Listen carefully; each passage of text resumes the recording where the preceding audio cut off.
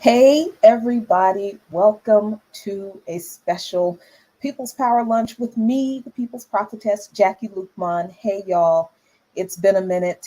I am glad to be able to hang out with you today. I'm glad you all are able to hang out with me.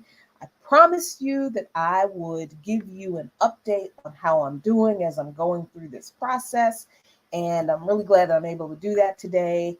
Thank you so much, everybody, for all your support, all your love, all your well wishes, all your healing vibes, all your prayers, all your whatever you have been thinking, sending me. I appreciate it. So yeah, I'm still here. I am. I'm okay, but we'll get into that a minute. Get into all the details, all the dirty details about everything that I have to go through to get through this process. Gonna tell you all about that. But before I do, thank you so much for joining me here on another People's Power Lunch. If you are watching through Black Power Media, you're watching on the most dangerous platform on social media. That's Black Power Media. And thanks for being a supporter and hanging out here in Lukman Nation, the most dangerous show on social media. I see that you all have come into the lunchroom on the Empire's May Day Diet May Day. That's what Labor Day in the United States is. It's not like the real workers' celebration of workers that other countries around the world celebrates. Labor Day is, the United States capitalist short shrift of an actual workers' celebration that they call Labor Day. But look, workers take what you can get, and not even all workers get Labor Day off in this country, and that's why this is such a ripoff. But you know what? I'm appreciative of you all who are joining us on. I hope that you do have the day off. I hope that you are able to get some rest today. And thank you for joining me on your day off.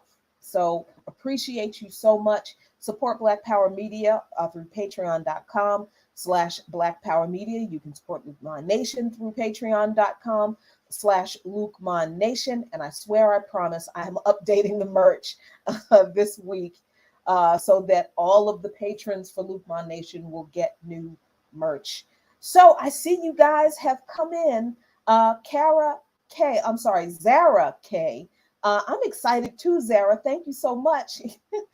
So Zara said, this is really cool. I really appreciate this. I know she's not a doctor, but in my house, we legit thought she was for over a year. I appreciate that. Thank you. Yeah, no, I'm not a doctor in anything, and I don't even play one on TV. I just like to share information that I learn because that's how I learned. Somehow, somebody shared what they knew with me. That's how I was politically educated. So I figured that if it worked with me, it's got to work with other people. Cynthia Rose, Emma Volval, Lady Alex M, Marley Gordon, Pamela Jones, Eugene Mason, Lucy, Arif Hassan, Big Teal, the Spider-Man 7285, Cynthia Rose. I said that already. Leah Boggs. Oh, let's see who else. Iyapo Yapa, Kenneth, Michael Brown, John Kemper, uh, Ariana Gladney.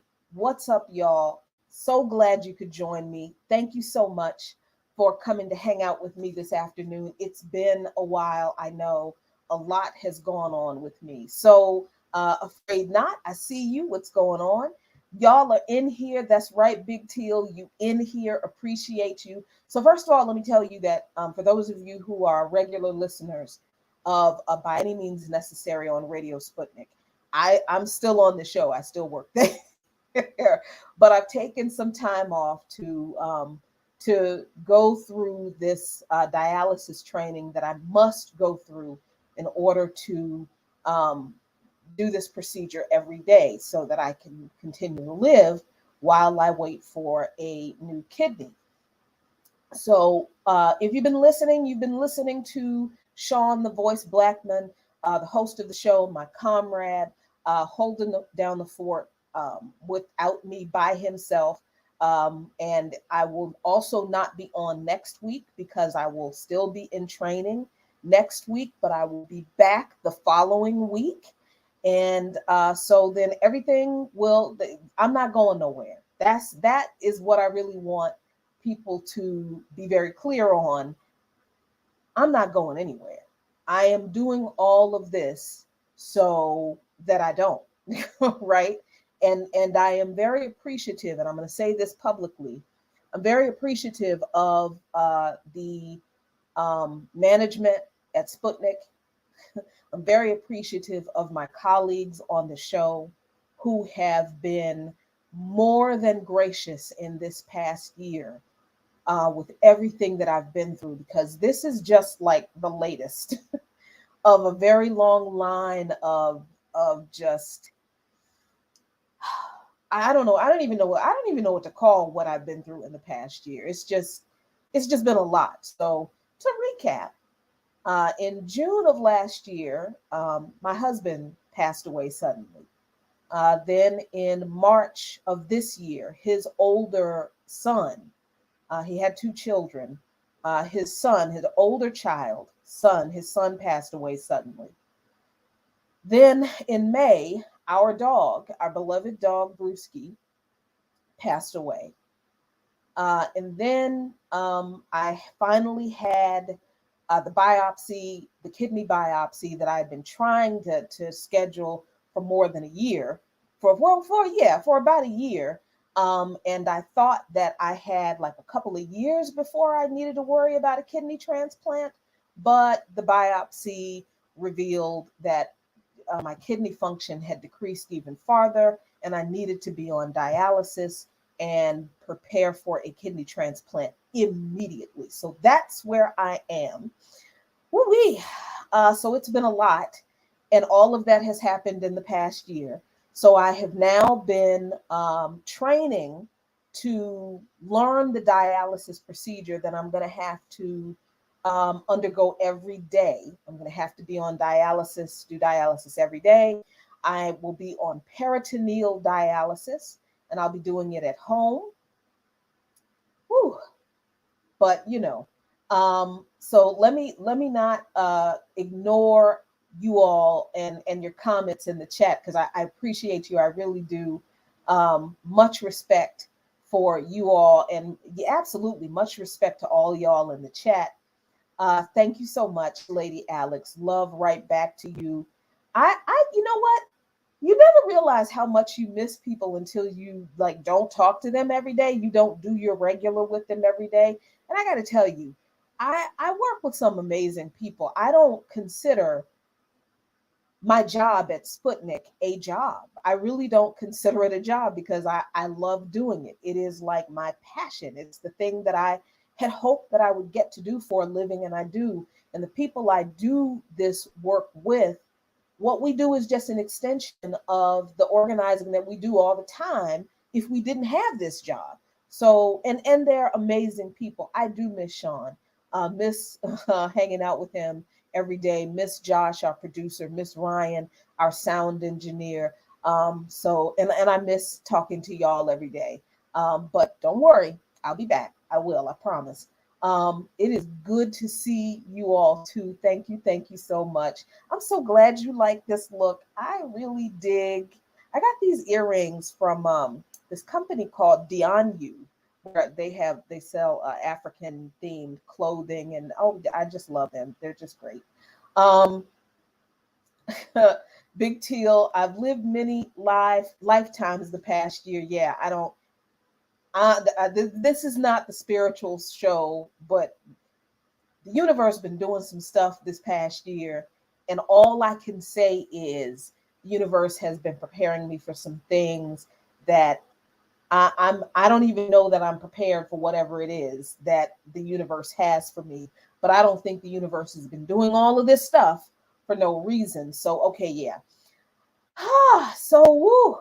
Um, Trey, this hella churchy, but you don't look like what you've been through. Oh, thank you, baby, thank you, because I don't even like I said, I don't even understand, and I'm one of those people who believes that I don't need to understand everything for everything to go right. So I just move along with where the universe takes me one day at a time, and try not to make too much of a big deal about some stuff. Um, Thank you so much, Moment. Ricky Ryan, what's going on? Glad to see you. Okay, so let's talk about my health issues. So I have chronic kidney disease, which means my kidneys are not functioning the way they are supposed to, and I have uh 10. I guess I'm at like 11% kidney function, which is really terrible.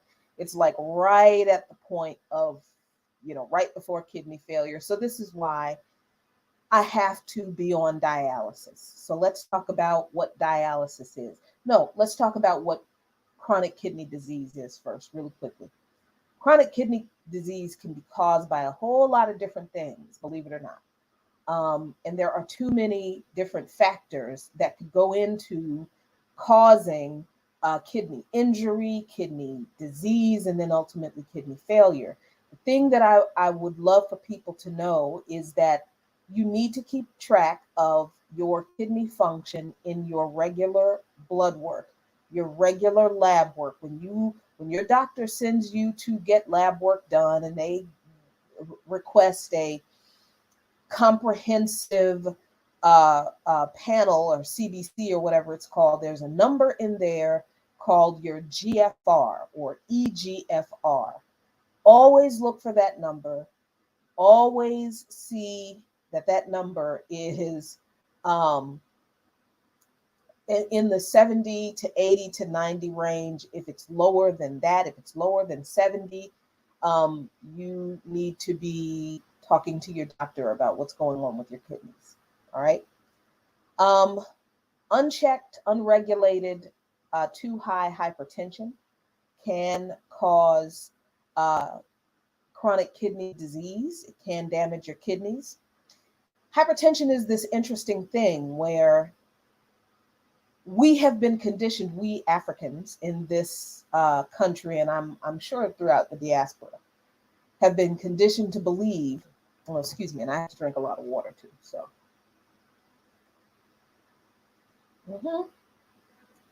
we've been conditioned to believe, excuse me, that hypertension is all our fault. It is all what we eat. It's because we eat collard greens and fried chicken and macaroni and cheese every day. Yeah, no.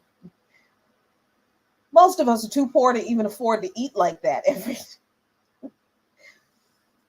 Hypertension can be caused among some of us um, because of genetic factors.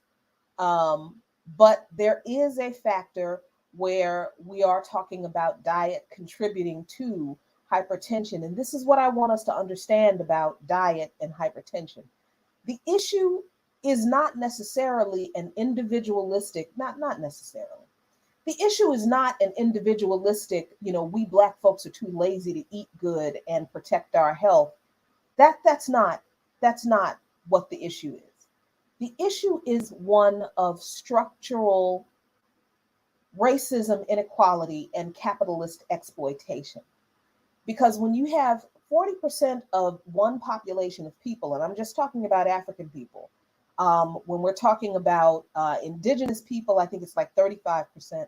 Latinx people, I think it's like maybe 25 or 30%. When you have that large of a percentage of people in specific populations that live in poverty conditions where they do not have access to, in the neighborhoods where they live, they don't have access to fresh, whole food. And they don't make a lot of money. They live in poverty. So they have to rely on cheap, processed, boxed food that has to last on the shelf, unrefrigerated, for a week, 2 weeks, a month. That is not an issue of people choosing to eat bad food. That is an issue of a system that perpetuates a system of nutritional neglect, nutritional apartheid, if you will, against certain groups of people. Because it sure is interesting that Whole Paycheck or Whole Foods only shows up in neighborhoods when they're being gentrified. But these organic kinds of restaurants are never, or grocery stores rather, with organic and whole foods never show up until mostly white people with a lot more money push the poor people who are mostly brown out of those neighborhoods. So that's how you know that denying people access to healthy food is intentional. It's not a matter of, we are just too stupid to eat well. It really is a matter of most of our people who are poor and living in poverty don't have the money to eat well. They don't have enough money, and they are living in neighborhoods that are not only um, uh, uh, uh, denied healthy food options, but then there are also the transportation options to get to those places, just like people who live in neighborhoods where they have to travel a long way to get to their job if they have one. Well, there are no grocery stores in their neighborhoods within walking distance. So if they want to get fresh food, or maybe they want to go to a farmer's market, because I hear people all the time, well, farmers markets are everywhere. Farmers markets accept EBT. Well, how many places do you know where people live in the hood where there's a farmer's market around the corner? Come on. So the healthy food options that exist are also far away from where a lot of our people live in cities. And people don't have money to take 3 and 4 buses to go to a farmer's market every week to get fresh food. Come on. So that's a structural issue. Not having access to healthy food is a structural issue. Um, so that is something that I think we need to stop individualizing when we're talking about helping our people eat better. What I will tell people um, is that what they can do if they are in that type of situation where, because of their finances, they have to rely on some, processed food in order to survive, because people got to eat and they have to feed their kids. There are some things that we can do to mitigate some of the damages that some of that processed food causes. Like oodles of noodles, I know, staple food for a lot of people, lasts a long time. It's a struggle meal. I get it, but you don't have to eat that whole flavor packet.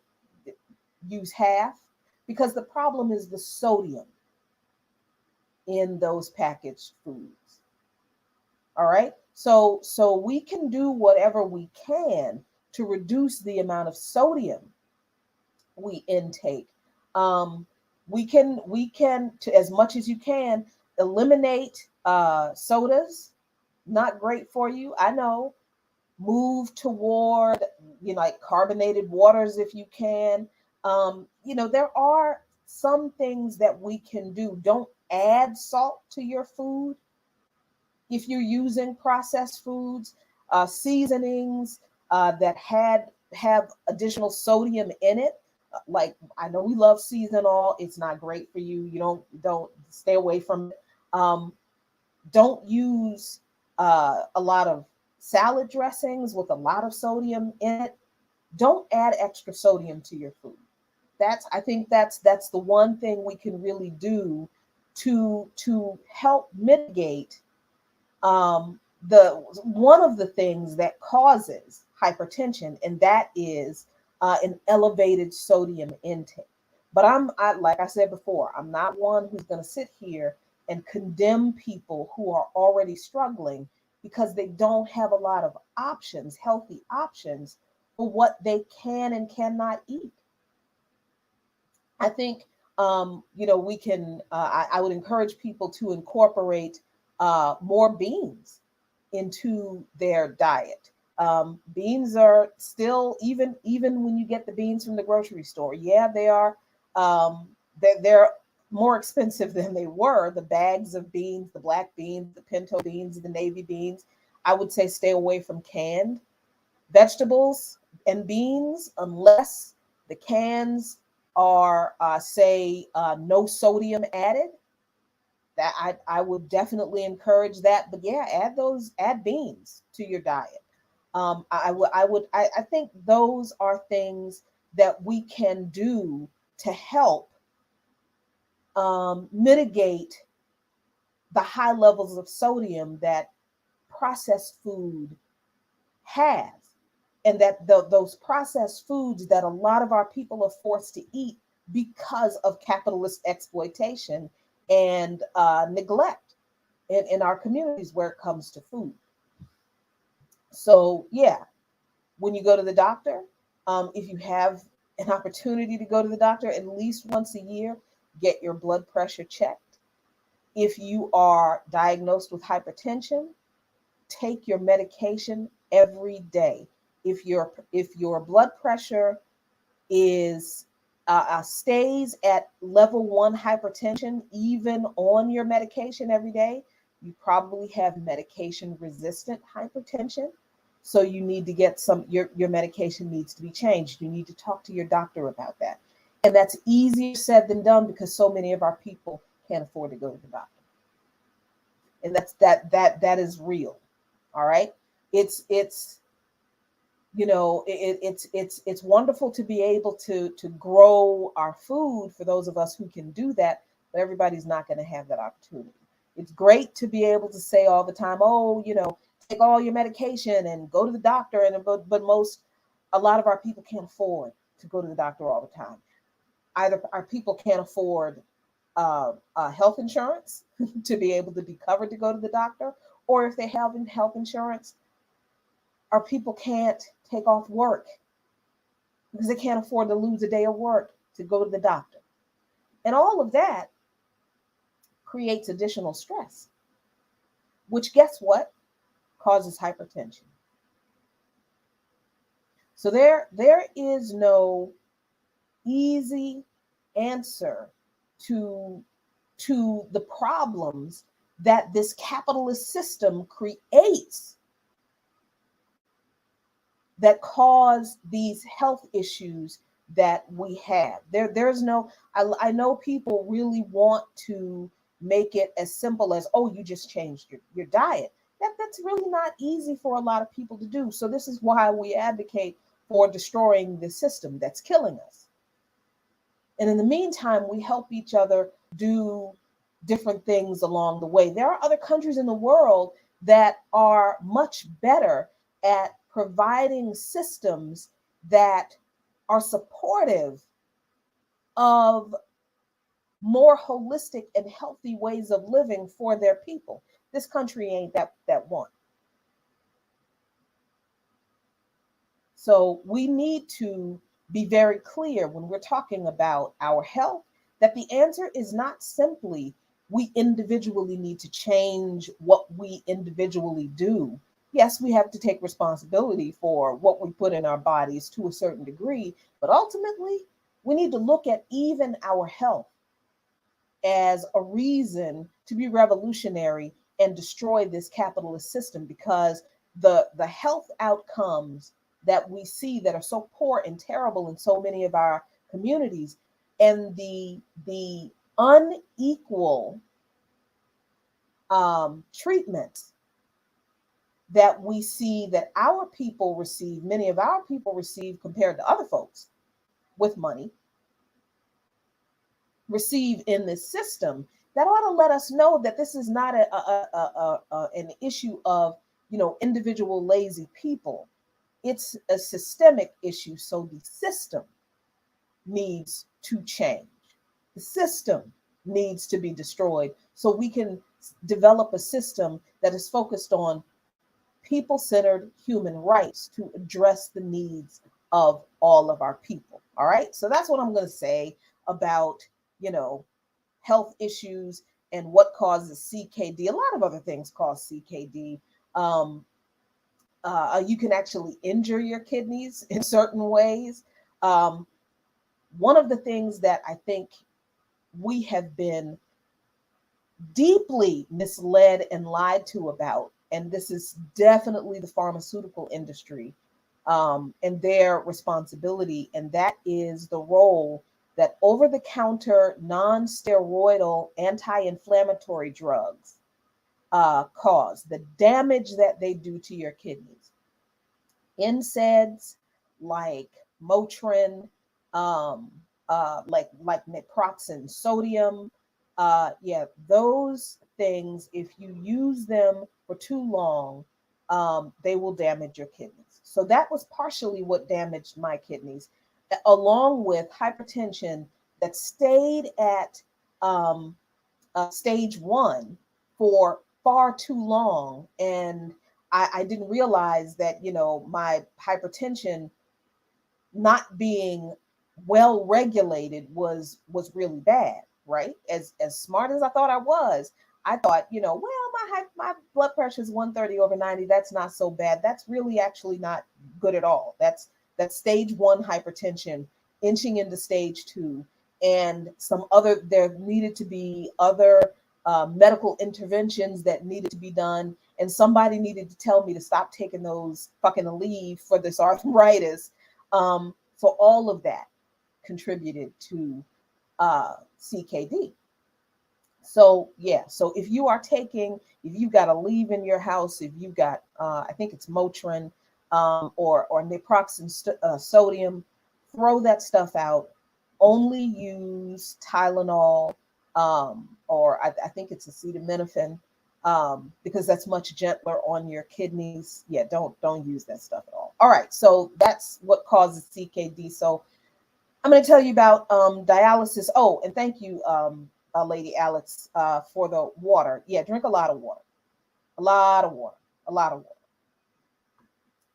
Okay, so dialysis. What I have to do to basically continue to live until I am able to find a new kidney. So dialysis does the work that my kidneys would do. Your kidneys um, filter out all of the toxins in your blood.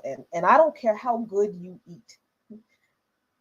Human beings have poisoned the environment so much that it doesn't matter at this point whether you are a vegan or a vegetarian, or you don't, whatever it is, and you eat whole foods all the time, you eat organic all the time, it doesn't matter. The environment, the air, the water, the grass, it is all contaminated at this point. Humanity, yay, we're number one, whatever. So your kidneys filters out all of the toxins that you ingest in your body and that floats around in your blood from what you breathe, from what you drink, from what you eat. Your kidneys filters your blood and filters out all of those toxins. And when you urinate, that's where those toxins go. So that's the role of your kidneys. Your kidneys also help regulate your blood pressure. And that's a very interesting kind of thing because hypertension can cause kidney disease. But then when you develop chronic kidney disease, the damage to your kidneys will keep your blood pressure elevated. It's a vicious cycle. It's crazy. So once your kidneys cease doing their job, the toxins build up in your body and they will kill you. Yeah. So dialysis does the work that your kidneys would do. Filters your blood through filters your blood and removes those toxins from your blood and gets rid of them. And I'm looking at your comments because I don't want to miss some important stuff. Um, Eugene, thanks, Eugene. If you can, fasting will reset the body. Here's this thing about fasting that I've learned for people, particularly for people with kidney issues. Fasting is actually dangerous for people with kidney disease because fasting actually can damage your kidneys. Yeah. So a lot of this kind of, I don't know what to call it.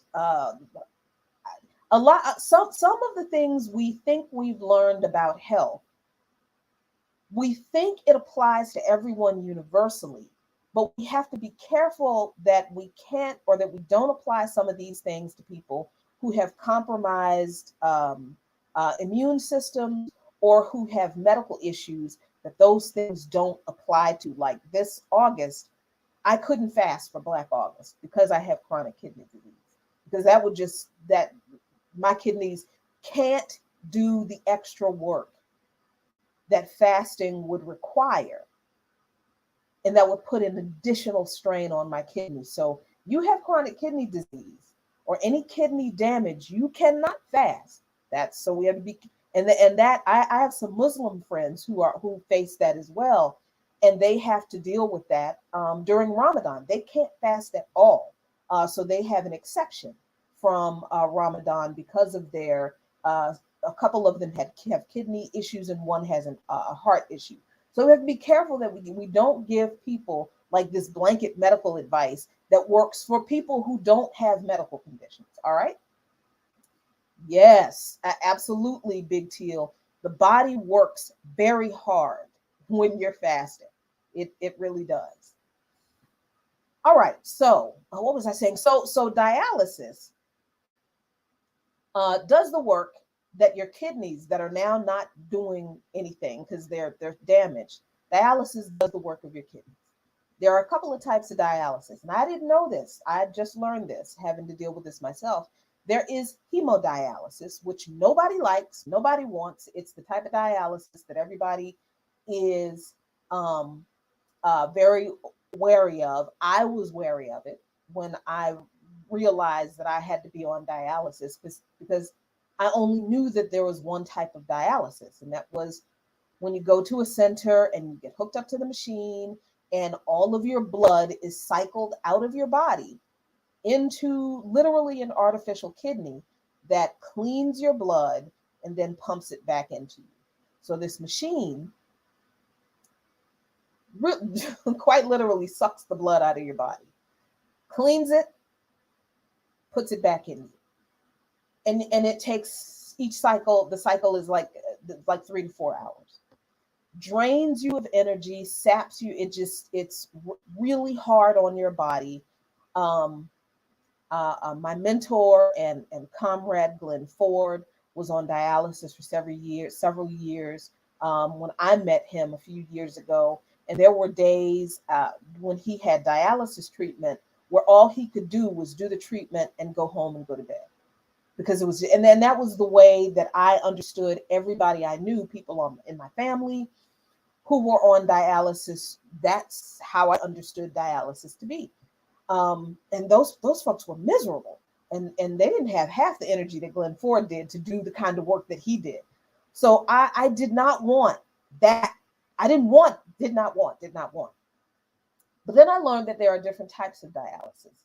So there is also peritoneal dialysis, where the blood never leaves your body, and the dialysis is actually done. The cleaning of your blood is actually done inside your peritoneal cavity in your abdomen. I know it sounds very freaky, but it actually, yeah. So my nephrologist um, told me that that's the kind of dialysis that she wants me to do, and I didn't know anything about it, so I had to learn about it. So what they do is they insert a catheter in you. The long end of the catheter goes inside your peritoneal cavity. Your peritoneal membrane is this membrane that basically it holds all your guts in, right? Everything, your intestines, yeah, that's behind your peritoneal membrane. And the catheter goes into the peritoneal membrane. There is a reservoir down there where the catheter, uh, I'm trying to say this without being really gross. Um, you're filled with dialysate. Dialysate is the fluid that is used to clean your blood, to uh, clean the toxins from your blood. So the dialysate is pumped in into your peritoneal cavity through the catheter. It sits in there for a few hours, and then it's drained out. And when the dialysate is drained out, so are the toxins that are cleaned from your blood. Your blood never leaves your body. The peritoneal cavity does all the work that the artificial kidney machine would have done. Yeah, it's really an amazing like medical advancement. And it's really great. That's what I did. I had a catheter um, surgically insert. It's there. I've got a catheter. I'm not going to show you the catheter, but it's pretty much right here. And then the end of the catheter is connected to either a bag of dialysate for the manual dialysis exchange. You can do it manually, or it's connected to a machine. That's what I'll be doing mostly. The machine will be literally pushing the fluid into my body while I sleep 3 or 4 times at night, and then draining the fluid when I sleep. All of this is going to be done by this machine automatically while I'm asleep. Fantastic, great. So it's not as bad as hemodialysis. It's a lot more gentle on the body. Peritoneal dialysis is. And it does the same thing. It extends whatever kidney function I have. Obviously, it extends and sustains my life while I'm waiting for a kidney. And I will tell you, it's a pain in the ass, but it's what I have to do. So let me go through. Let me go through your questions because I see some questions here, and I don't want to miss your questions. Eugene asked, "Do I have to watch my fluid intake on dialysis?" On hemodialysis, people do, but on peritoneal dialysis, I actually don't have a lot of dietary restrictions. That's the other good thing about peritoneal dialysis. I don't have, other than the obvious typical, which is what I was doing anyway, eliminating as much sodium as possible, eliminating as much potassium and phosphorus as possible. So that means I can't have a lot of potatoes, and my feelings are still hurt that I can't eat a lot of potatoes, but okay. But I don't have a fluid intake limit. I have to be judicious. I can't overdo anything. My doctors and nurses, they're really fantastic. They just said, look, everything in moderation.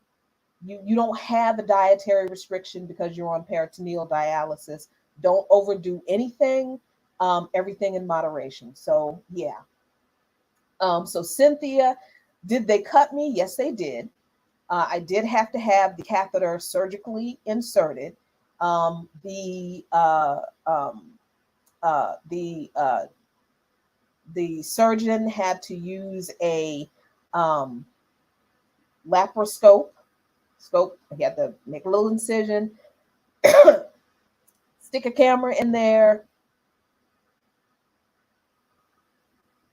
see how things were in my abdomen. And I had a lot of scar tissue from other surgeries, so they had to cut that scar tissue in order to create access to my peritoneal cavity. So I was more sore from that, them cutting through the scar tissue, than I was from the actual incision that inserted the catheter. But I'm all healed up from all that now. So that's really good. Trazodone, yes, there's a lot of careful preparation, and it does help. It does help because this weekend I haven't done. I'm in between, my training because of the long weekend, so I haven't had um, a dialysis exchange this weekend, and that's okay because I'm healthy enough to go right now for a couple of days without it, and they do this so that you know I think we dialysis patients remember, okay, this is what you're going to feel like if you don't do your dialysis exchange every day, right? So I do notice a difference. Yeah. So yeah, it does help. Um, so Sean M asked, do I have problems finding a vein to administer anesthesia? Yeah, like all of a sudden, and it's so annoying. It's just such a because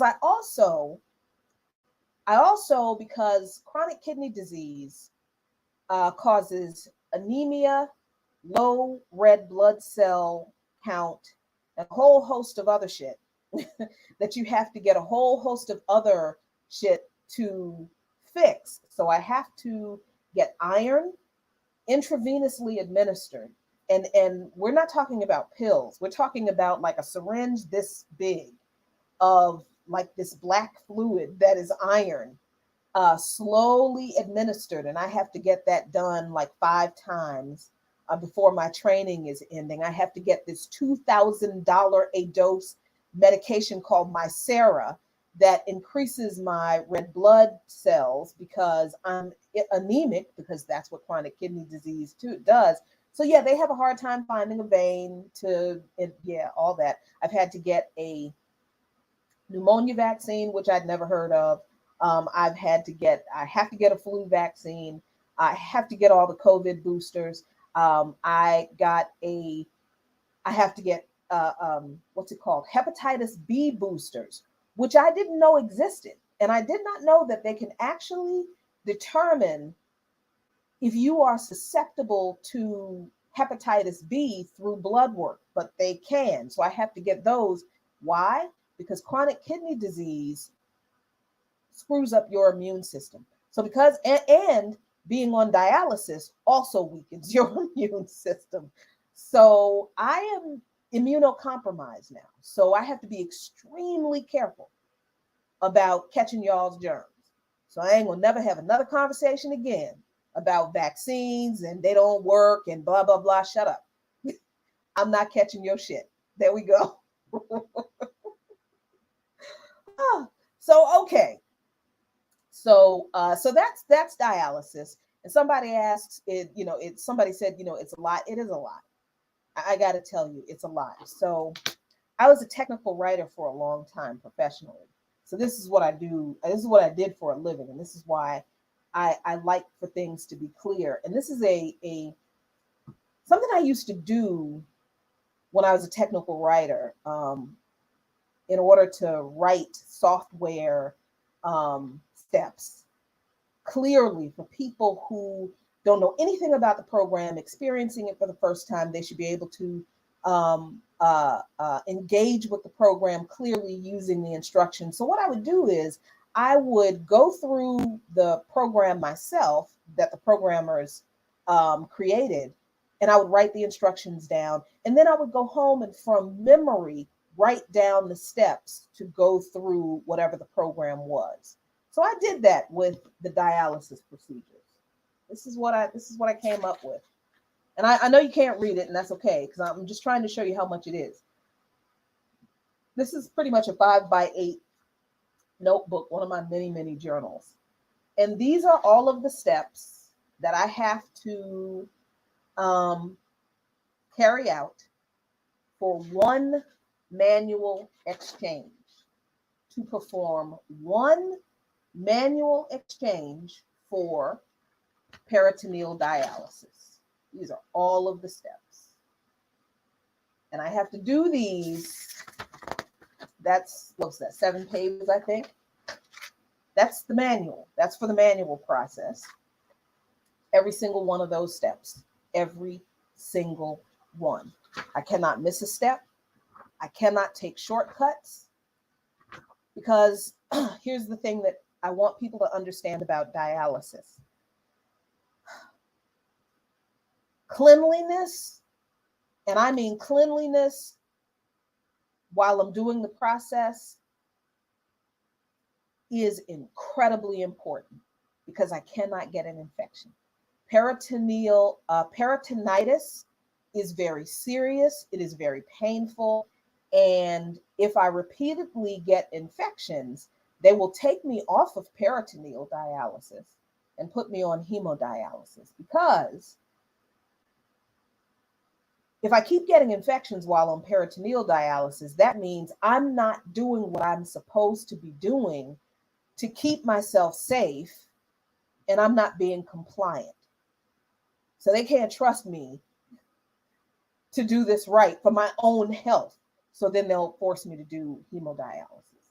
Because then if I'm not being careful with my own treatment, then I'm doing myself more harm than good by taking shortcuts, not being as clean as I should be, not doing things the way I should be. That's going to do me more harm than good.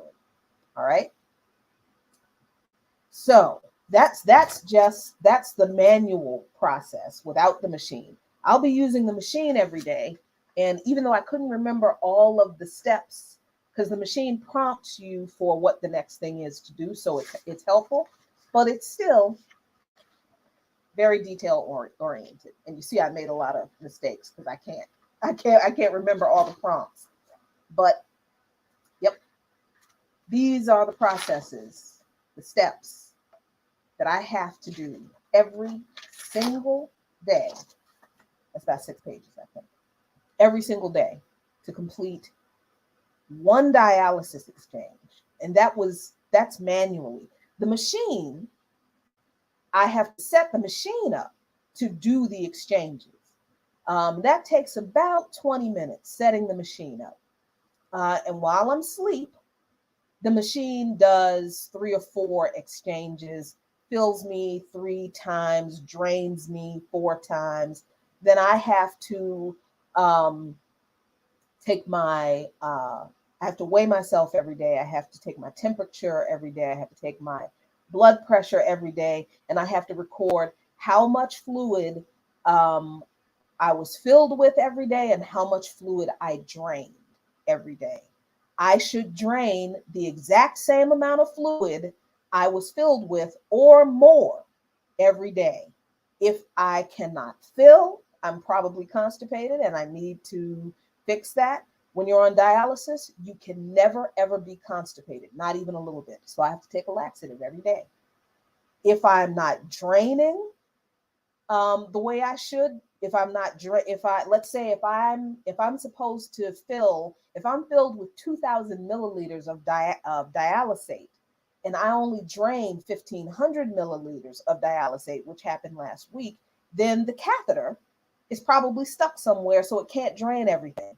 So I have to, and what I did last week was I literally did a fake halfway fat girl handstand and did a little halfway upside down backward twerk.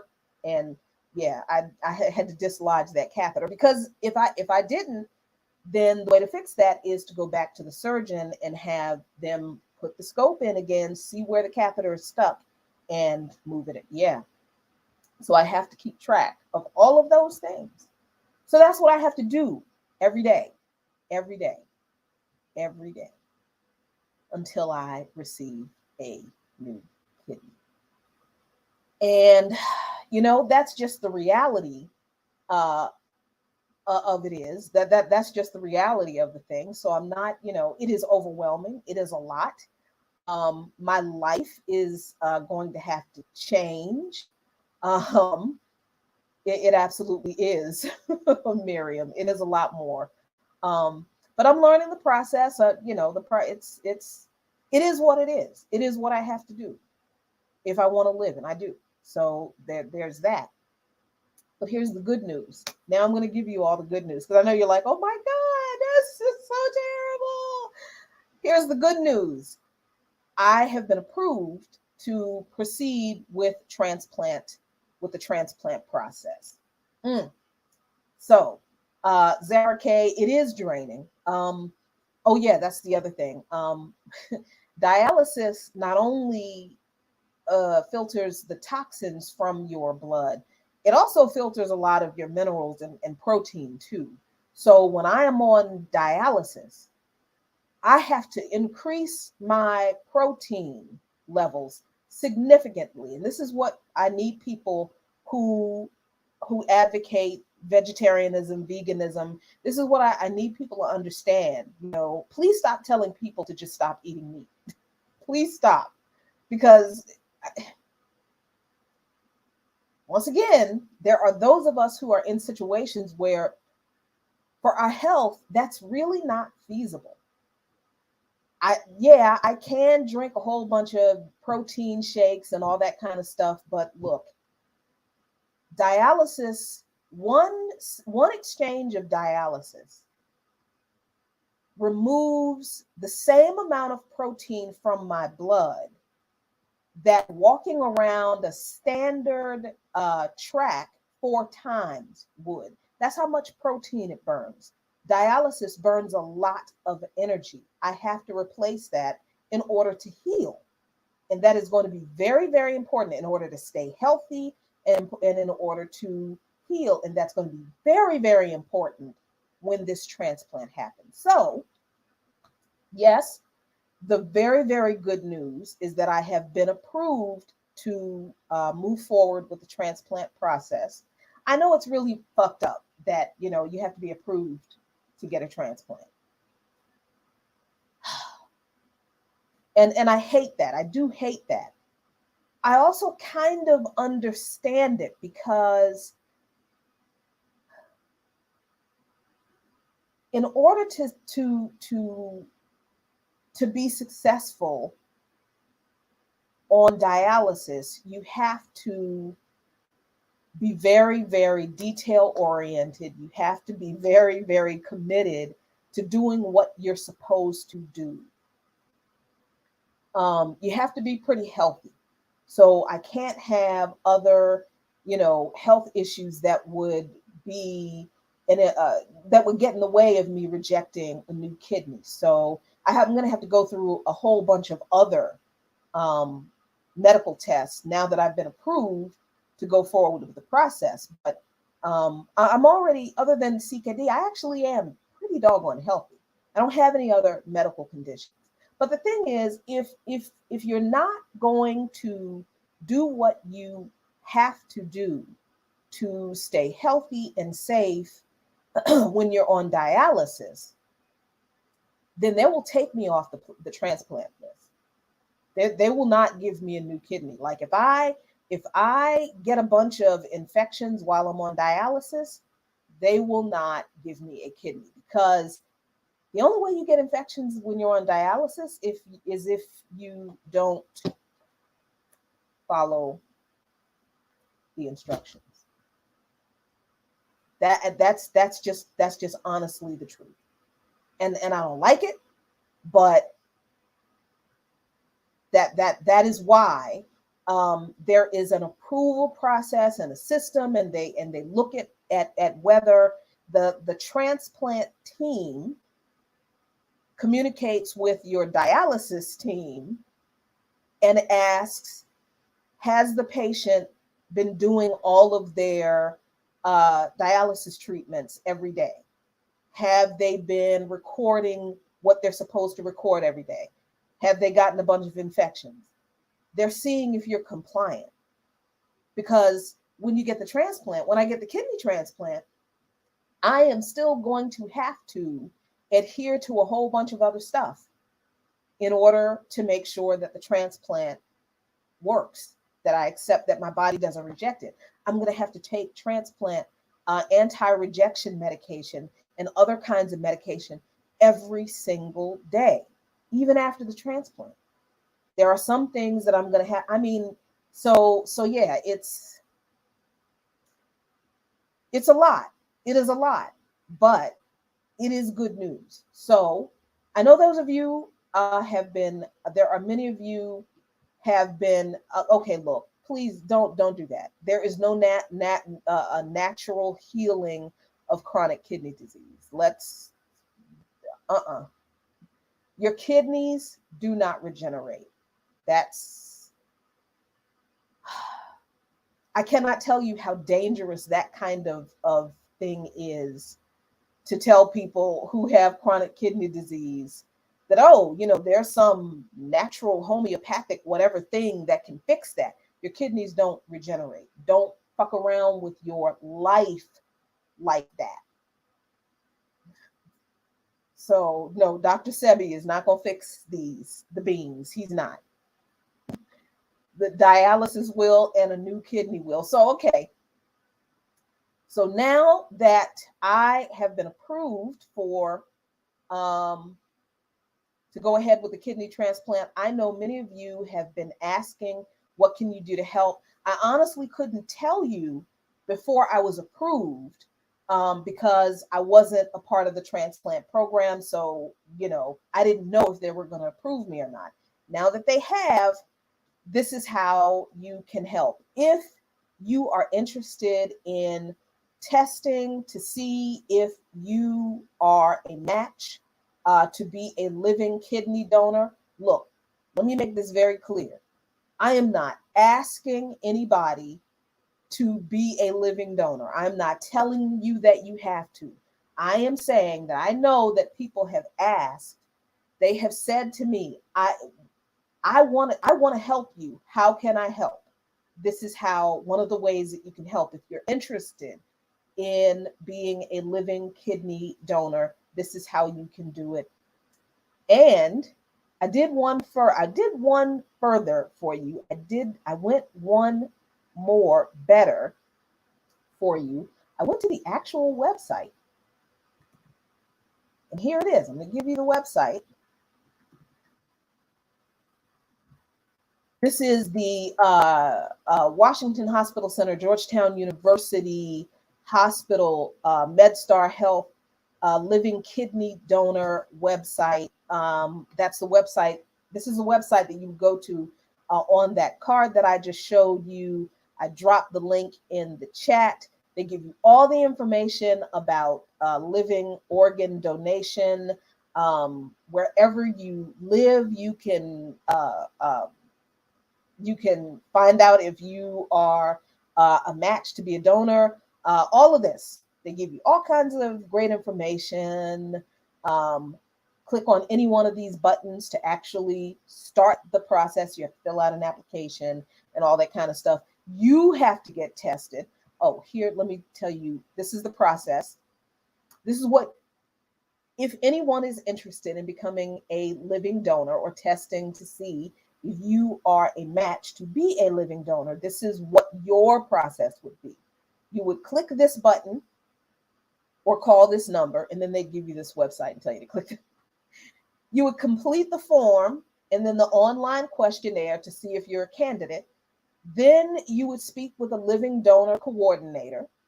Then you would undergo physical and mental evaluations. You would complete lab work and any tests, and then the surgery would be scheduled for me to receive your kidney.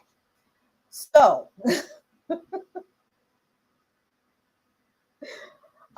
so that is pretty much exactly, actually, it's very much like the process I would go through, that I have to go through. So now that I am a part of, I've been approved to be, to go forward with the transplant process, I now have to have a whole bunch of another whole bunch of tests, including chest X-ray, stress test, EKG, EEG, colonoscopy, another well woman exam. I have to do, uh, uh, they're going to draw 16 vials of blood, like literally. This is not like, your regular doctor telling you to go get some lab work done. No, no, no. They look for everything, everything. So so Cynthia, that is a great question. That is a great question. So the way the living donor program works, if you are go through this process and it turns out you are a match for me, I get your kidney. Nobody else gets that kidney. If you are a match for me. However, if you pass, are approved through everything, and it turns out you're not a match for me, but you are a match for someone else on the transplant list, then your kidney could go to someone else, but only if you approve. They're not just going to take your kidney and just like throw it around willy-nilly to who else. No, that's not how that works. That's a great question. That's a really good question. So yes, living kidney donor is a faster way for me to receive a kidney transplant. The average wait time for a donor, which would come from a cadaver or a deceased person on the transplant list, is about 2 to 5 years. For a living kidney donor, the transplant happens as soon as a donor is identified with a match to my blood and tissue type. So that kidney definitely goes to me. And if you don't want it to go to somebody else, then you take your kidney and go on about your business. That was a great question. Thank you for asking that question. Okay, so yeah, so now I have to get all of this battery of tests done, and I have to do it all while I'm also on dialysis and going back to work. So this is my life, y'all. This is yeah. So that's what's going on with me, and yeah, it is chronic kidney disease, kidney failure is it's a lot in this country, and you don't realize it because can we be honest, y'all? You know how we don't like to tell people our business? We don't do that. And I think sometimes that does contribute to the lack of information we have. I have always believed that everything I learn, I'm supposed to share it with other people. I don't believe that anything I learn is for me. I don't think it's just for me to keep. I'm supposed to share it. And this, if this could happen to me, and I'm not anybody special, I'm not the sharpest knife in the drawer, but I'm I'm not an idiot either. But if this could happen to me, it can certainly happen to so many other people, and it does. And there's no reason for us not to know this information. So this is why I use the platform I have to tell you what is going on with me, because it could easily be you, and I don't want it to be. And if it turns out to be you, if this happens to you, I want you to understand that it's not the end of the world. It's not the end of the world. This is difficult. This is new. It's a lot that I'm going to have to get used to. Absolutely. I'm not going to sit here and act like this is going to be easy, because I can't have pets now. I love dogs. I can't have pets because I need that level of cleanliness where I'm going to be doing my exchanges, which is going to be in my bedroom. And I can't, I'm not the type of dog mama that I'm just like, no, you can't get on the bed. I can't, no. So I can't have pets now. So this is a sea change, and it's difficult. It's going to be difficult. but it is going to be something that I must adjust to sustain my life. And I have to be honest with people about that, because I bet you somebody watching right now, some not one of the 95 of you watching right now, and maybe somebody who is watching later is either going to go through this, or you know somebody who is. So that's the kidney stuff. I think that's pretty much it. This is another great question. Everything is politics. Does race make a difference regarding the match? Nope. No. Blood type and tissue type. That's it. That's it. They don't give a shit what race you are. I don't care what race. Nope. Blood type and tissue type are the only things really that matter. No. Let's see. Creative Experiment said, I noticed the doctors only seem to want to help if your health is extremely bad and don't care much about slow health declines and disease prevention. I think that's very true. And this is my experience. And then we're going to talk about Jay-Z and his bullshit in a minute. This is my experience with this process. I am alive right now doing this show, having a good time talking to you, because I advocated for myself when a nephrologist that my primary care physician referred me to treated me like shit.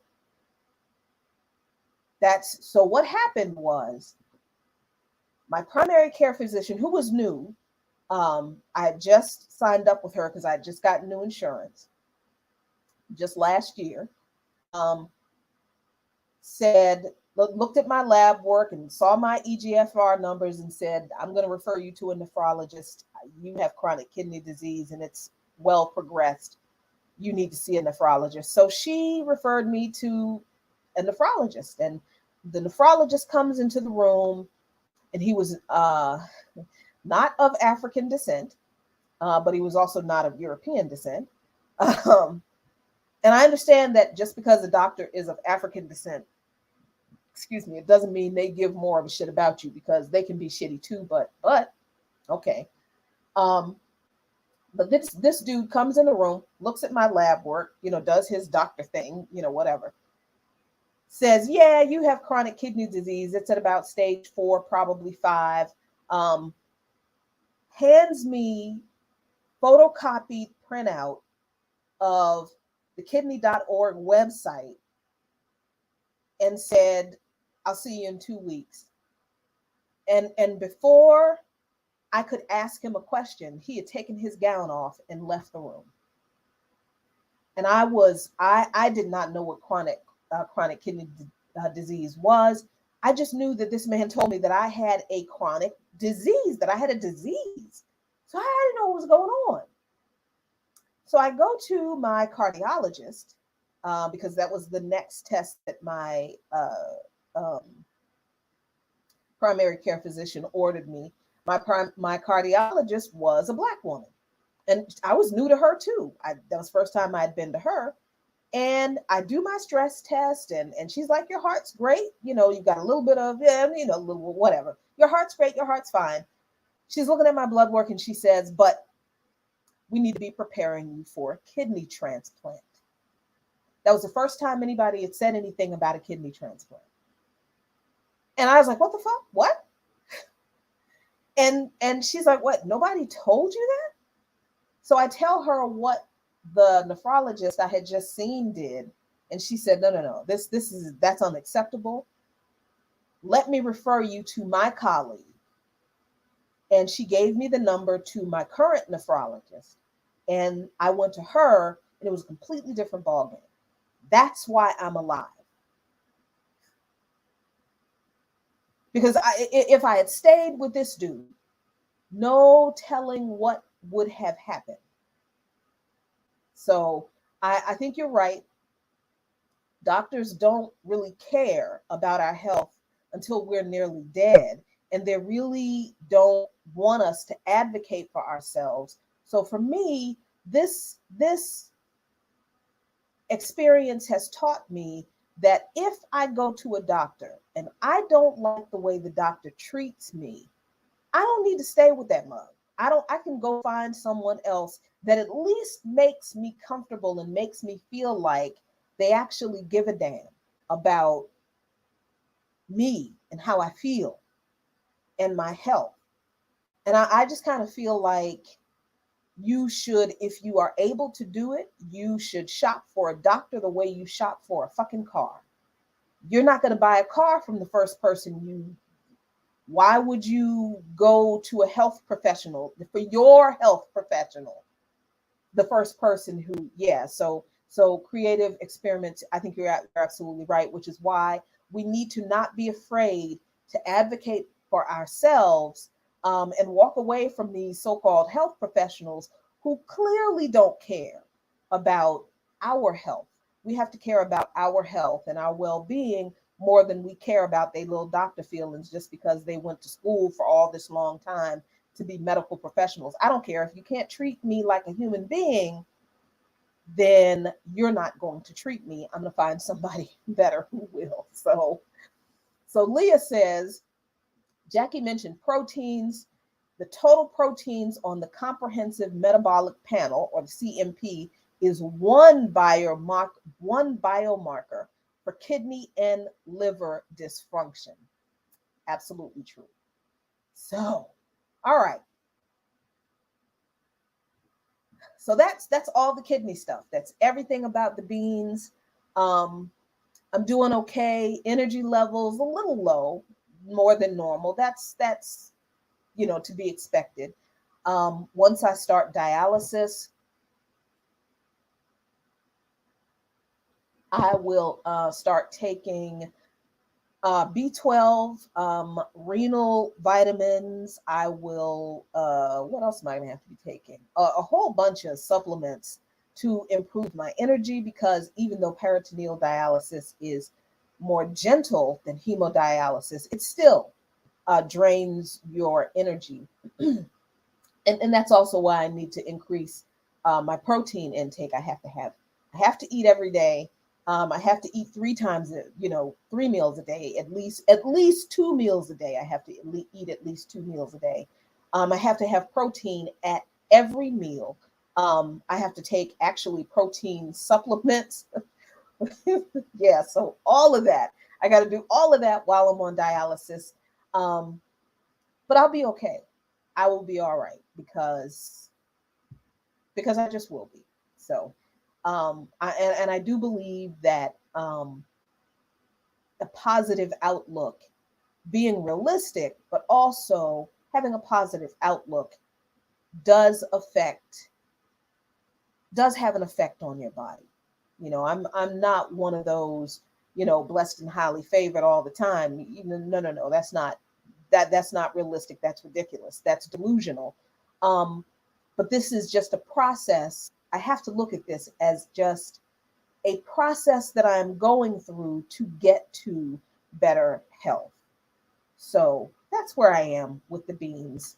And thanks a lot. I appreciate you for hanging out and talking about the beans. So let's eat Jay-Z's rich black capitalist ass right now, because I have not been paying a whole lot of attention to what's going on in the news in the past week and a half, because all of this has been going on and I just couldn't. It was just too much. But I could not help. Couldn't help but catch the foolishness with Jay-Z. Because y'all, look, it's just, I don't understand people who are defending what he said in any way. I just, and I'm going to talk about, let's talk about what he actually said, because I don't want to be like, I don't want to do the hearsay thing. I had to go look at what Jay-Z actually said. Speaking of toxins that need to be flushed out. So this is from Newsweek. And this is what, and I think the context of the conversation is actually kind of important, because Jay-Z made these comments in a conversation that he was having with people that I don't know who the hell they are, Rob Markham and Ari Melber. I don't know who they are. I don't care who they are. Doesn't make any damn difference. So he was talking about his rise from poverty to immense wealth. Jay-Z is a billionaire. And the comments he made were in response to a question about having boosted the earning powers of others, like Rihanna and Kanye West. So Jay-Z was asked about how he felt about, how he felt about him and his success being a way that other people were able to become rich off of too, right? Or helping other people be rich. Oh, that picture, Lord have mercy. His response to that particular question was, yeah, we're not going to stop. You know, hip hop is young. It's not really, but okay. We still growing, and we're not falling for that technology, whatever, you know, that the public puts out there. And then he said this: before was the American dream. Pull yourself up by the bootstraps. You can make it in America. All these lies that America told us our whole life. Now, that is true. He correctly identified that American dream bullshit is bullshit. It's a lie. And he said, and then when we start getting in, they try to lock us out of it. They start inventing words like, capitalist, things like that. That's where it went off the rails. Just the train didn't even go off the rails. The train blew up. That whole train of thought that he had that seemed to be on some kind of a track it just exploded.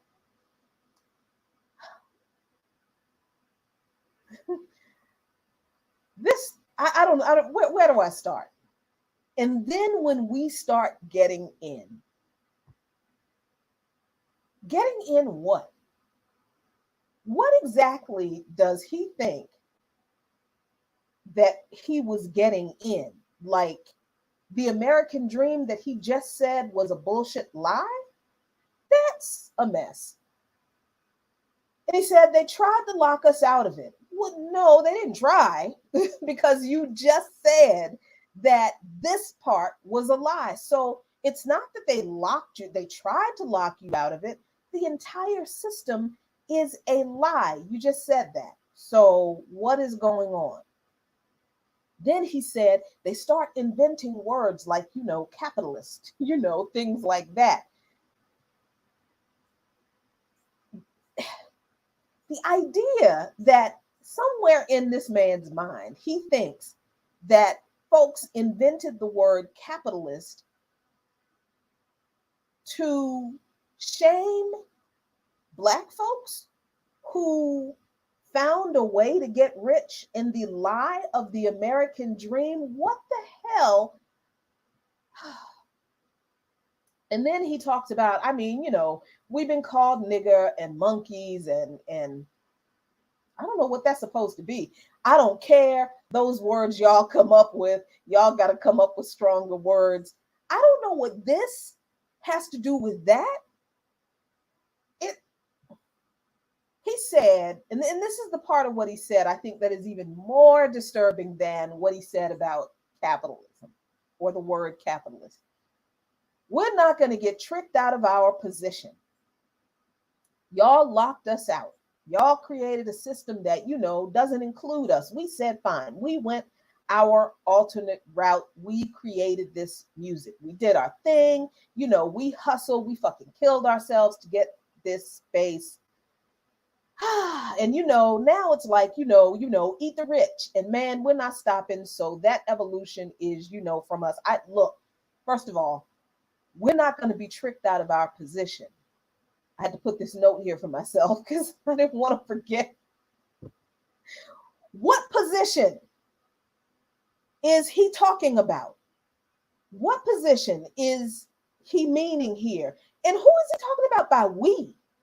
Who who is benefiting from whatever position it is that Jay-Z is talking about some we is in? What do the masses of people who are still poor and oppressed and struggling get out of Jay-Z, Beyonce, Kanye West, and them being in whatever position they are allowed to be in? What benefit do those folks get? So I'm like, what? I'm so confused about what position. I, I just didn't know what to do with that part. Like the whole, we're not going to be tricked out of our position because you are a capitalist. And I think when people talked about this issue, they stayed stuck on the thing that he said about, people made up the word capitalist um, as some type of slur because we're successful. And I get that that's terrible and ignorant. It's terribly ignorant to think that Jay-Z actually believes that the word capitalist was literally made up because he became successful in hip hop. Like, dude, you're not that relevant. I think that's the thing that I think about that whole situation. Like, Jay-Z, why do you think you are that important that people needed to come up with the word capitalist to make you feel bad? Dude, you're not. You're not. Stop. You're not that important that we know the word capitalist, capitalism, and the problem that capitalism is existed long before you were an errant thought in your mama or your daddy's wildest dreams or nightmares. You, Jay-Z, and your material success as a rapper did not spawn the creation of the word capitalism. Get over your fucking self. Because I really thought him saying that because he is successful, people created this word capitalism in opposition to him. I just thought that was just such an incredibly egotistical thing to say. Like, dude, come on, you ain't that important. Damn.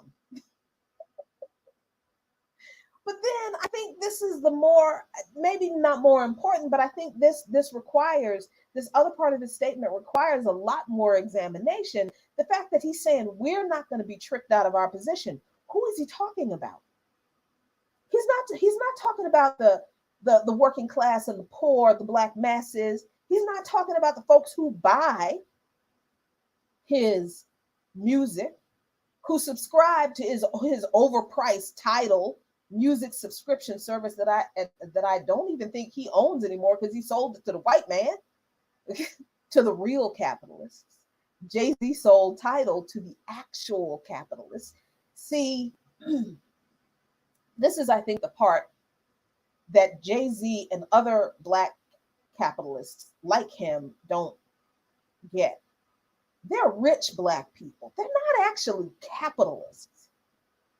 They are black people who the actual capitalists allow them to occupy that space, that role of the gatekeepers of capitalism to defend the exploitation of the capitalist system and the oppression of the masses, because the actual capitalists need those gatekeepers to keep the masses in line from doing exactly what we've been saying to do: eat the motherfucking rich. And when we say eat the rich, you know what we mean is to destroy the capitalist system, to expropriate from the capitalists what they stole from us.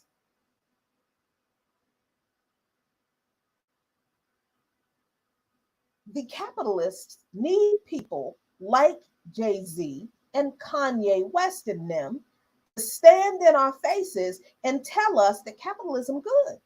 They need Black capitalists to be the icons that the masses look up to and say, instead of looking up to white folks and saying, oh, this is the American dream, they need Black folks to do that for them and say, oh, we can make it like Jay-Z, we can make it like Kanye. And I'm not even concerned about the fact that Jay-Z was a drug dealer, and I don't care. I don't think that's the point. That's not the point. It's not the point. The point is that Jay-Z, the role that he is talking about, that he doesn't understand that he's in, or the position, since he said that we're not going to be tricked out of our position, the position that he's in is to be the gatekeeper of capitalism, which means he is the gatekeeper of exploitation and oppression. He keeps the masses in line. That's the position that he's in.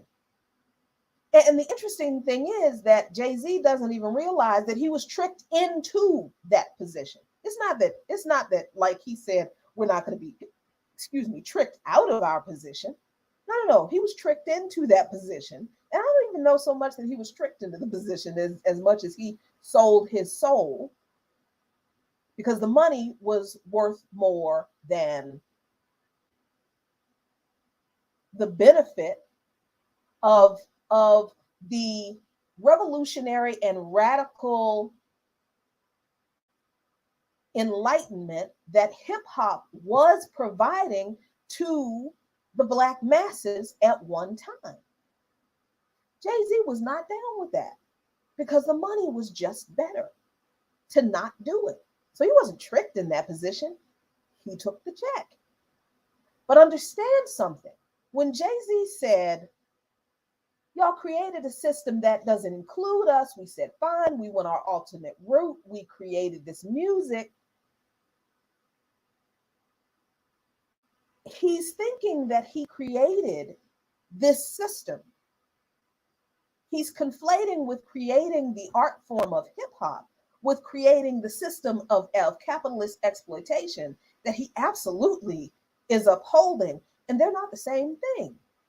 The system of capitalist exploitation did to hip hop what it does to everything. It swallowed it up.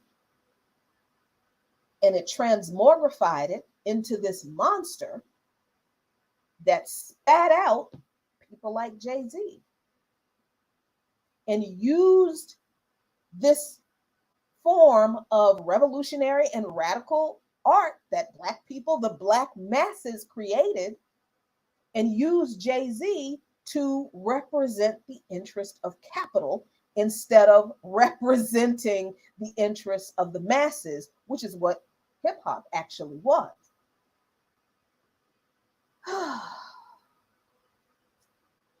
Yeah. He said, we hustle, we fucking killed ourselves to get to this space. Jay-Z and them didn't kill themselves. They didn't kill themselves to get to whatever this position is.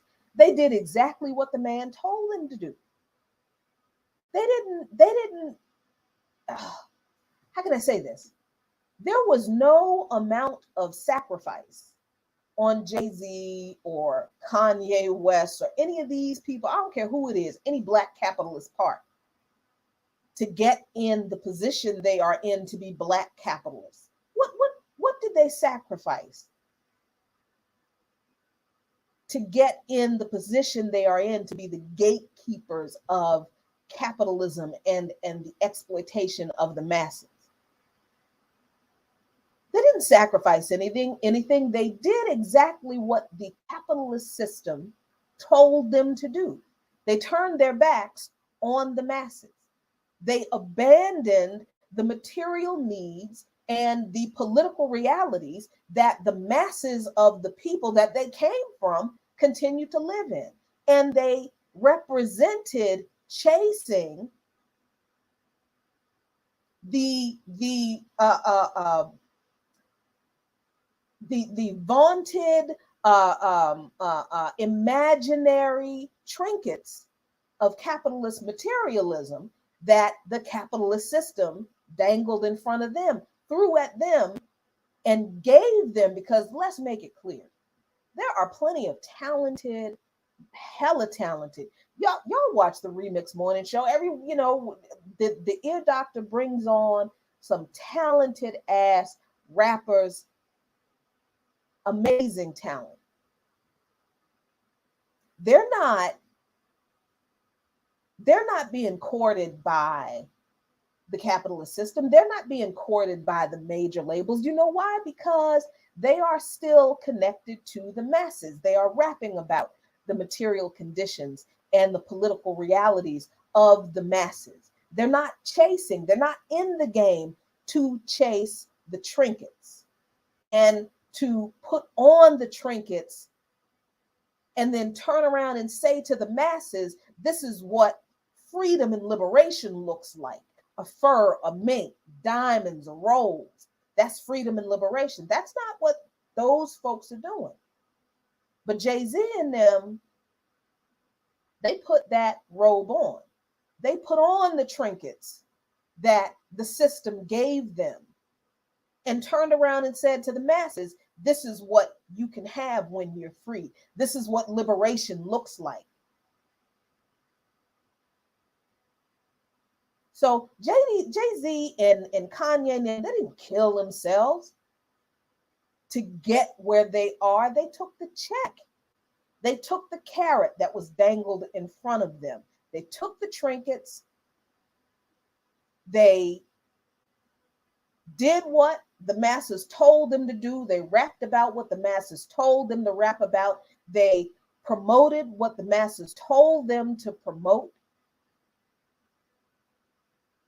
And they were the representatives of the capitalist system that wants to keep you and I oppressed and exploited.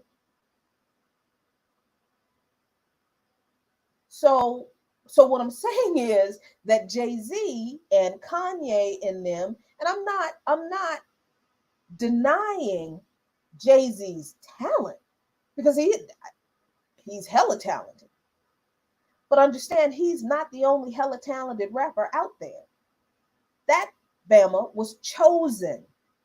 He was chosen to be the face of hip hop because he would take the check, because he would take the trinkets, because he would be the spokesman for capitalist success, because he would be happy being the gatekeeper for capitalism and keeping the masses in line. He was chosen to do that. Because, like I said, remember, the capitalists, the actual capitalists, they took hip hop and they took it away from the masses. They made it commercial. They capitalized it, and they gave us Jay-Z. That's what they did. So let me see what else he said. So I thought it was really what he said about, we're not going to be tricked out of our position was probably more important than what he said about people making up coming up with this word capitalist just to target him. Bama, please.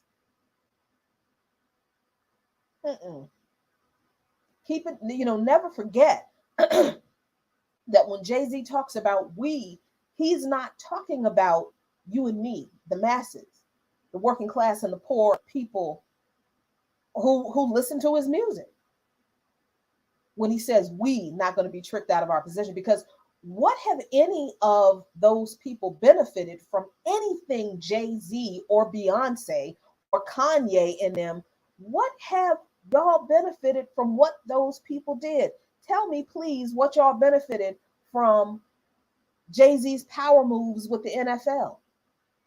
Basically being the hype man and the promoter for the NFL's halftime shows.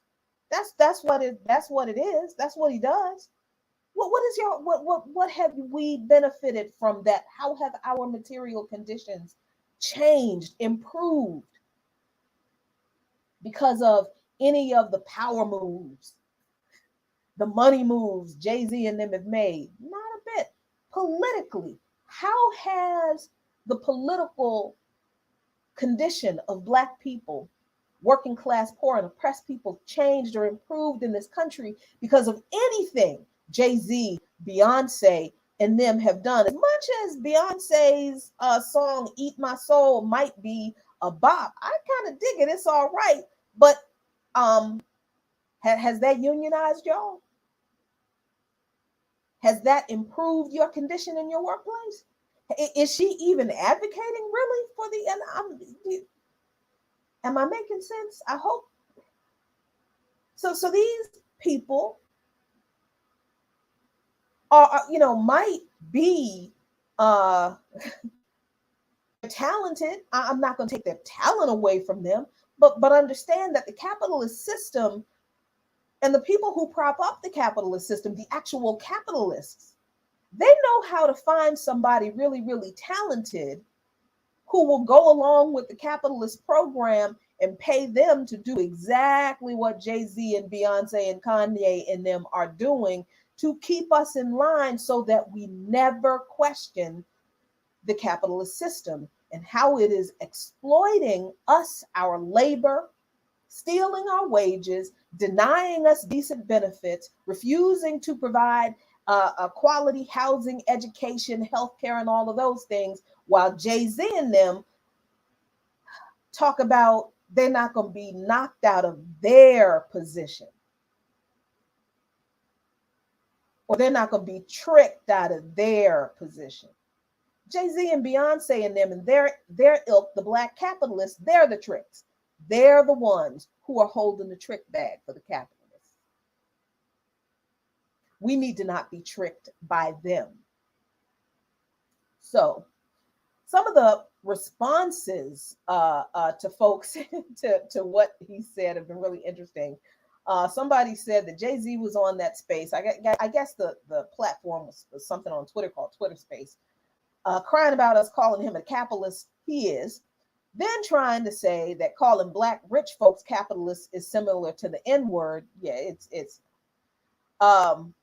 Then someone else said that Jay-Z is the most self-aware wolf. I think that was fantastic. He wore a Che Guevara shirt on his Unplugged album and thinks they just invented the word capitalist. This is the other thing. Come on now. I refuse to believe that Jay-Z is so ignorant that he actually believes that people just came up with the word capitalist just to target him. I think that was an egotistical thing for him to say, but I don't think he was that dumb. Because if you know enough of who Che Guevara was that you will wear a t-shirt with his likeness on, then didn't you understand? Come on, man. This dude is, I don't like to use this word loosely, but that's some agent shit that Jay-Z is pulling right now. That's some real low down dirty agent shit. Thank you. Oops. What's up? Mara Therese, that he's gaslighting. Jay-Z is gaslighting the fuck out of y'all. He really is. And of course, someone responded to, I guess on the Twitter space, we're saying eat the rich because we're finally aware that the rich and capitalism are the problem. Fuck billionaires. Please never forget that Jay-Z is a billionaire, but more important than forgetting what Jay-Z, or not forgetting that Jay-Z is a billionaire, and understanding that this man, he's not dumb. He knows exactly what he's saying. Jay-Z does not really believe. I don't think that's true at all. I don't think he really believes that capitalism was a word that was created just because he's a rich Black guy and people needed another word to use against him. Oh, please. That's some bullshit. He knows exactly what he's doing. Because see, the more of the masses who become aware that capitalism is the problem and that folks like Jay-Z are also the problem, then that becomes a threat to his paycheck. So he ain't trying to lose his money.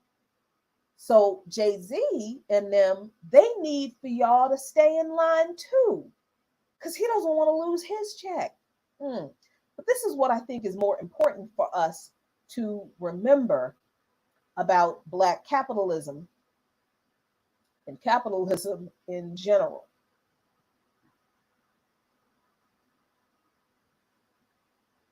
What makes me mad about it is they had black people and white poor people and red poor people and Puerto Rican poor people and Latin American poor people, poor people all this. They had a part of the movement, they don't racism. The Black Capitalist Gatekeeper, we don't live that there. We don't think like five, just like power. We're going to fight racism, not racism. We're going to fight out there. We think we're not going to fight capitalism, black capitalism. We're going to fight socialism. We feel that they're not going to fight reactionary pigs and reactionary dictators like this and reactionary dictators like that. We need other reactions on our part. We're going to fight their reactions with all those people to get together and have an international revolution. And that's all our people. That's saying no matter what color you are, you're going to class. And that's saying there's class over here and there's class over there. And the reason this class over here is they this class on the back because this is low, this is upper. This is the oppressed, this is the oppressed, this is the exploited, this is the exploiter. And these people in this class divide themselves and say, I'm black and I hate white people. I'm white and I hate black people. I'm Latin and I hate hillbillies. I'm hillbilly and I hate Indians. So we fight among each other. And if you heard the testimony of the PhD, you got to dig all of us, you know that. You got to dig the white, you got to dig the black, you got to dig the black and white. Propagating the same type of madness that this buffoon had, would be propagating he would hear himself. And why? Because they want to keep you to believing that I'm your enemy. And everybody else that's black and that wears a lot of hair on his head, they want to keep you thinking he's your enemy. Why? Because if ever you disregard and overlook him just for a minute, and throw all away that question of racism, and start dealing with a little logic, then there will be no one else you can attack other than that, other than Dave, and other than the tricky Mexicans. If you make the right decisions and impress people in the world, you can keep satisfaction. I know you return to the verdict and not guilty. Thank you. So apologize for the echo. I don't know what I didn't do or shouldn't have done right there. But anyway, I'm going to drop that link in the chat for you. It is obviously the eternal chairman, the late Fred Hampton of the Black Panther Party.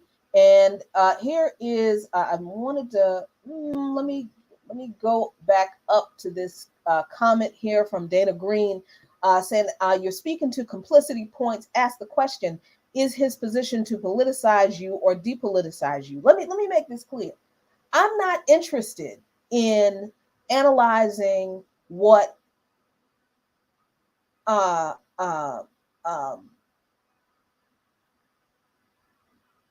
Jay-Z's position is. I think I made it very clear that his position is entirely to depoliticize us. That I spent the whole 35, 40 minutes just explaining that the position he is talking about, he is in, is actually designed to depoliticize us. So to that end, I'm not interested, as I've seen some people argue that, we shouldn't talk about this because, we can't change Jay-Z. I'm not interested in trying to change Jay-Z. That's not my job as a political revolutionary organizer. That's not my job. My job is the political education of the masses. That is my job. I am not concerned about, whether Jay-Z understand. No. And I've had this conversation with a couple of folks that just like, do you think, this goes over people's head? I refuse to believe that the masses of people cannot understand these concepts if we actually take the time to give them to the masses. That's the thing that a lot of people don't want to do. A lot of people don't want to have this conversation because they have already given up on our people because they don't want to do the work. And it is absolutely true that some people, they ain't gonna have it. Some people will love themselves some Jay and Bay, no matter what you say about them, and they will fight you to the death over them people. Cool, cool. I'm not gonna drag people kicking and screaming along in the revolution either, because I do believe that once we lay the truth out, and once we make things plain for people to see and understand, if they still choose to go along with the miseducation, then at some point we're going to have to realize we're going to have to deal with those people too, just like the Mau Mau did. But I understand that's not a conversation a lot of people are ready to have right now, but just keep that in the back of your mind. But I'm not interested in, you know, trying to make Jay-Z aware. I'm like, fuck him. He know what he doing. That man is not stupid. My interest is in educating the masses. That's why I do what I do. And as far as Black capitalism is concerned, to be really, really clear, and I'm almost hesitant to do this because now I'm like, how did I get this? I don't understand how I got the audio weird, but let me see.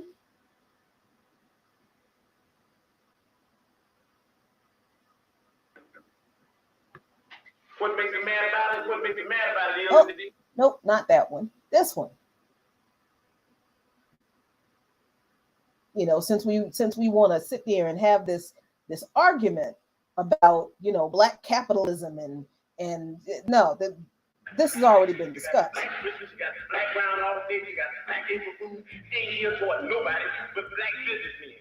And I say that anybody that comes into our community and does any type of situation that does not meet the needs of the masses, that I, Chairman President of the Black Panther Party, says that I catch that nigga by his collar neck and beat him to death with a Black Panther paper. We not going.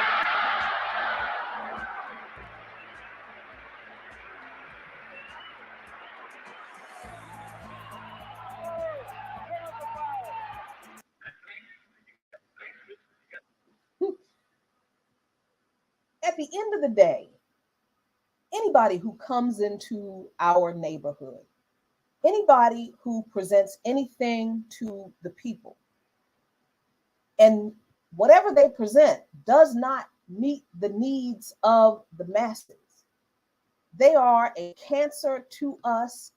They are a bloodsucker. And I think Chairman Fred was clear about the way we need to deal with these people. All these conversations, people they're like, well, maybe Jay-Z doesn't understand and he doesn't understand this. No. It's not the Jay-Z's of the world that we need to educate. It's the masses that we need to educate on the role of the Jay-Z's of the world and how they need to deal with those folks. Malcolm X, I love his speech at the Audubon Ballroom. And there's so much in this speech that is just so relevant to everything that we are talking about today.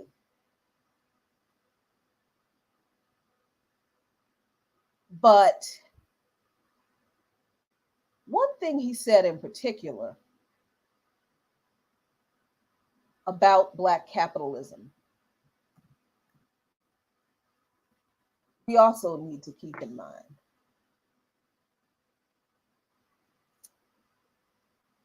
And this one doesn't have audio, so good, you know, no weird echo. Sorry about that. I have no idea what's going on with the echo. But Malcolm said this. This is in his speech at the Audubon Ballroom. And I keep this on a tab open all the time because I go back to this all the time. He said, among Asian countries, whether they're communist, socialist, you don't find any capitalist countries over there too much nowadays. Almost every one of the countries that has gotten independence has devised some kind of socialistic system, and this is no accident. This is another reason why I say that you and I here in America, who are looking for a job, who are looking for better housing, looking for a better education, before you start trying to be incorporated or integrated or disintegrated into this capitalistic system, should look over there and find out what are the people who have gotten their freedom adopting to provide themselves with better housing and better education and better food and better clothing. None of them are adopting the capitalist system because they realize they can't. You can't operate a capitalistic system unless you are vulturistic. You can't have someone else's blood to suck. I'm sorry, you have to have someone else's blood to suck to be a capitalist. You show me a capitalist, I'll show you a bloodsucker. He cannot be anything but a bloodsucker if he's going to be a capitalist. He's got to get it from somewhere other than himself. And that's where he gets it, from somewhere or someone other than himself. Jay-Z gets his money from somewhere and somewhere other than himself. So when we look at the African continent, when we look at the trouble that's going on between East and West, we find that the nations in Africa are developing socialistic systems to solve their problems. And there you have the reason, and this is my addition, for why Africa continues to be the target of U.S. imperialism.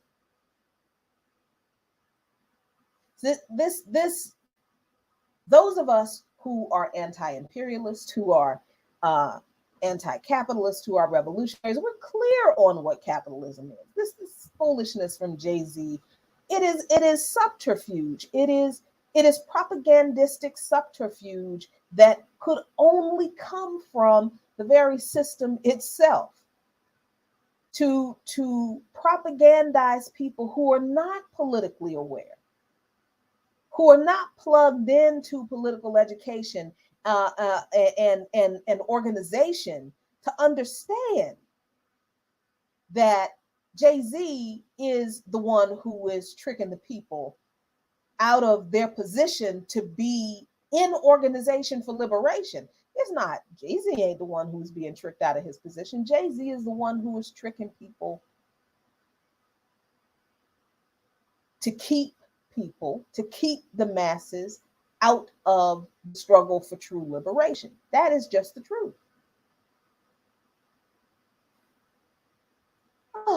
And I do love this speech because Malcolm says so much about organizing, how we need to have political education on a regular basis. He says in this speech that the importance of these meetings on Sunday nights, because they would have meetings on Sunday nights during the past 2 or 3 weeks, and for a couple of more weeks, he said it's not so much to spell out a program. He said you can't give people a program until they realize they need one. And until they realize that all existing programs aren't programs that are going to produce positive or productive results.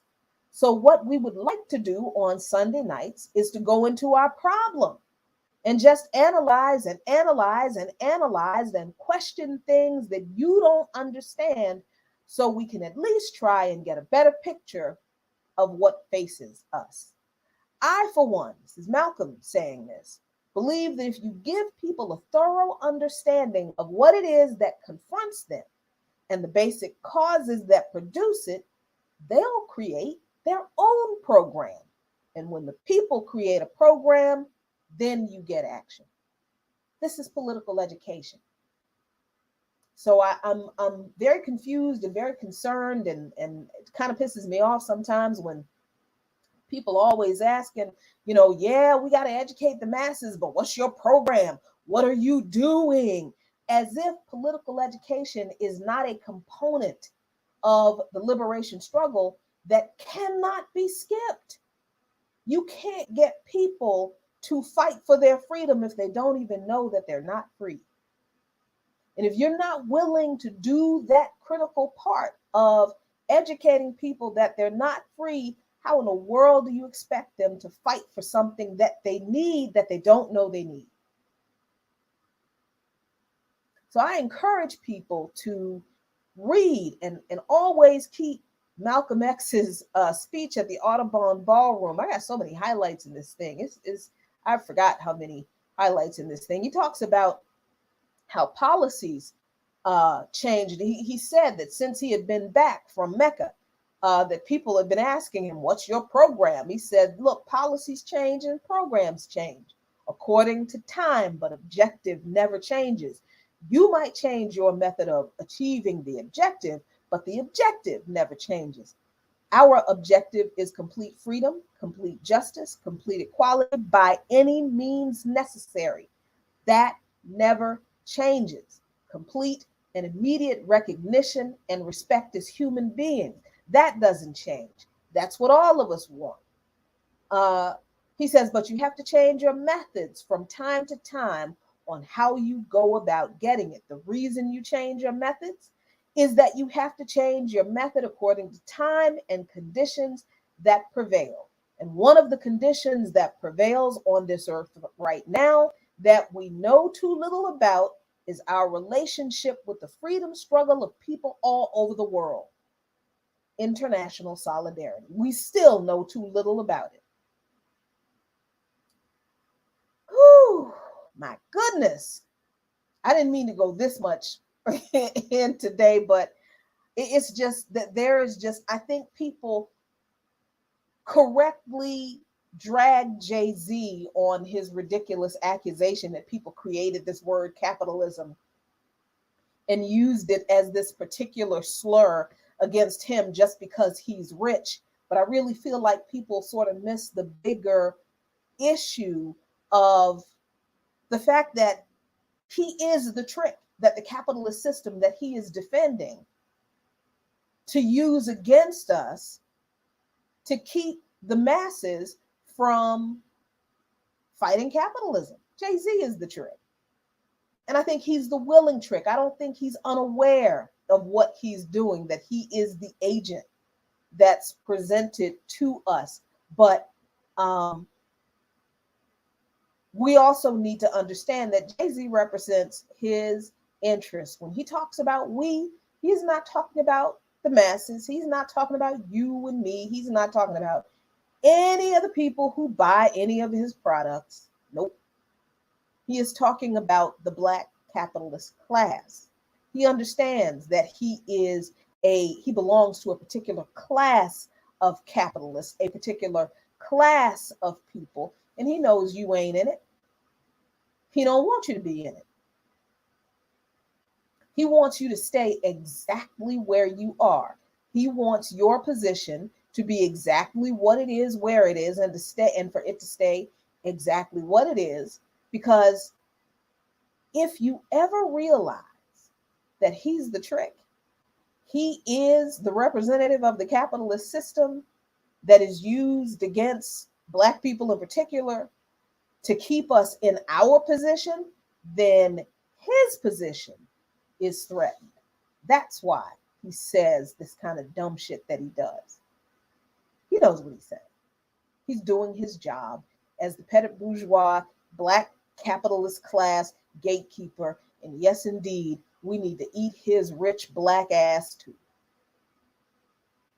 So, thanks y'all so much for hanging out with me today on a special People's Power Lunch. It was a good time. I hope it was satisfying and filling for you. It was for me.